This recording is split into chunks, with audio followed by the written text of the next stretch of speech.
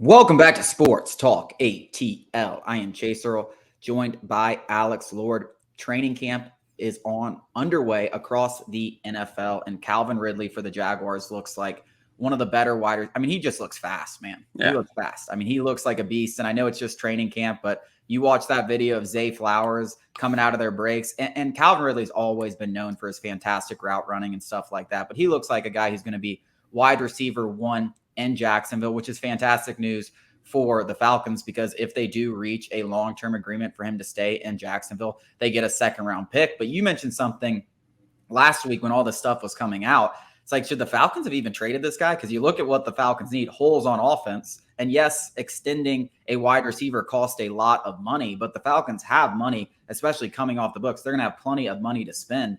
And getting a number one wide receiver isn't easy. Even if Drake London is your number one, still getting two guys like that in the offense with the rest of these weapons, Arthur Smith would have a field day no matter who's under center.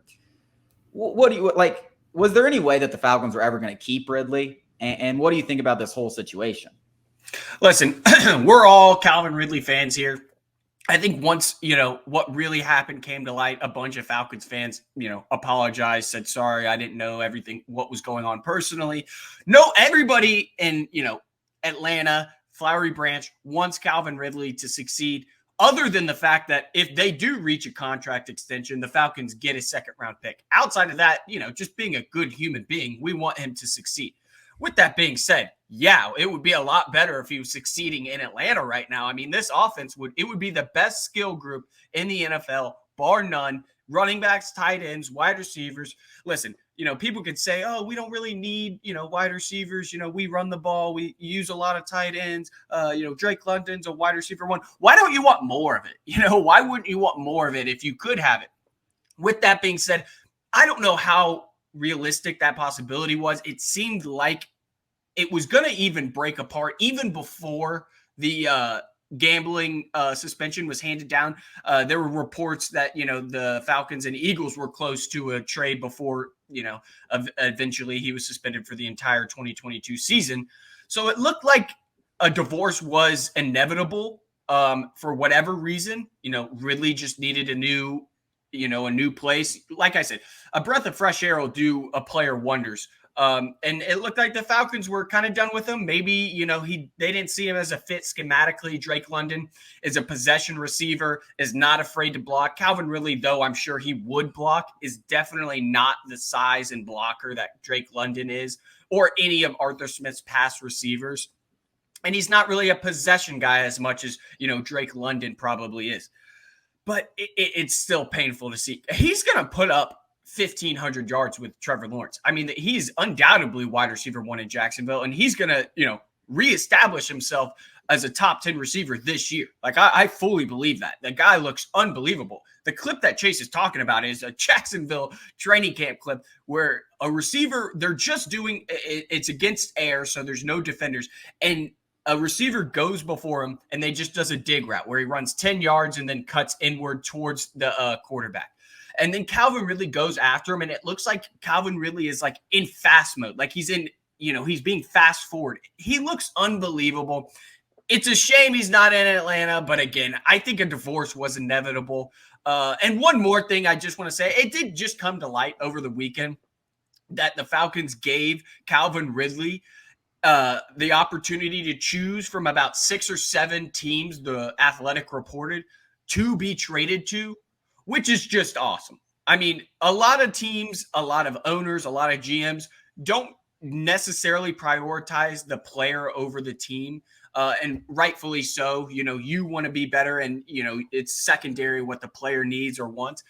But this is going to come back in the long end for the Falcons. The Falcons are going to develop a bit of a reputation for being a players organization. We support our players. You're going to want to play for these guys. They love playing. Think about the Braves. Everybody loves playing for the Braves. Everybody says, I just can't wait to show up to work. And that's how you get the absolute most out of your guys. So this Calvin Ridley story is just going to resonate throughout the NFL that, hey, those Atlanta Falcons, they're good guys. You want to go play for them. They're going to treat you right. Calais Campbell signing, that's another point. So this new regime is doing the right things. Yeah, and it feels like just around the whole organization. I mean, you looked at the crowds that were at training camp. There was actually a significant amount of crowds. I know Terry Fontenot got on the mic and said something about how Atlanta was going to be one of the toughest places to play. And listen, I'd love it. I can't wait to see it. And hopefully it's right. But it does feel all around like they're making all the moves from a culture perspective and stuff like that. And I guess maybe how things panned out with Ridley, they just wanted to rid themselves of the situation. And they ended up, they're probably going to get a second round pick for it. So it definitely could have turned out a lot worse. They could have lost them for nothing, or they could have lost them for a couple of late round picks. But it does kind of feel like if there was a hypothetical situation where they could have kept him, now looking back on it, that would be a nasty, nasty, nasty group, a wide receiver group, skill position group, Arthur Smith. I mean, listen, you can talk about running the ball. You can talk about blocking. You can talk about all that. Arthur Smith knows damn good and well if Calvin Ridley was sitting there opposite Drake London with Kyle Pitts and Bijan Robinson and Tyler Algier and Cordell Patterson, what he would be able to do with his offensive scheming and stuff like that. So if acting like you don't need another guy like that, that's ridiculous, because guess what? The Falcons are going to be drafting in the second round and in the first round coming up. They're going to be looking for another wide receiver to pair with Drake London, especially when they get a guy, whether Desmond Ritter's the guy, but when they get their guy under center, they're going to want another guy.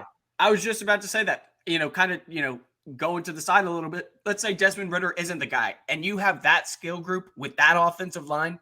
Quarterbacks are going to be lining up to play with the Falcons if Ridder isn't the guy. I mean, it's dreams. Yeah, but you said it. We'll probably use that second round pick on a wide receiver. But hey, Justin Jefferson was drafted in the second round. Maybe we'll get a little Jay Jettas in Atlanta. Yeah. Atlanta has had some success drafting wide receivers. That's the one area. Now, I know it's a new regime and everything, but coming up after the break, we're going to talk about some training camp. What's been going on, what's been standing out in Atlanta. Rookies and the defensive line have been huge so far in training camp.